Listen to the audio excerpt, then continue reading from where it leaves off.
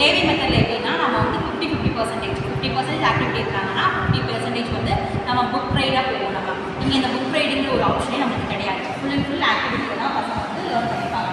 இப்போ பார்த்தீங்கன்னா இப்போது சோலார் சிஸ்டம் நம்மளாம் எப்படி படிச்சிருக்கோம், நம்மளுக்கு வந்து பிக்சர்ஸ் ட்ரா பண்ணி கொடுத்துருப்பாங்க, அதை பார்த்து நம்ம படிச்சிருக்கோம். இங்கே நம்மளுக்கு என்னென்னா ரியலாகவே நம்ம இது எல்லாமே நம்மளே எடுத்து ஃபிக்ஸ் பண்ணிக்கிற மாதிரி, விச் இஸ் த நியரஸ்ட்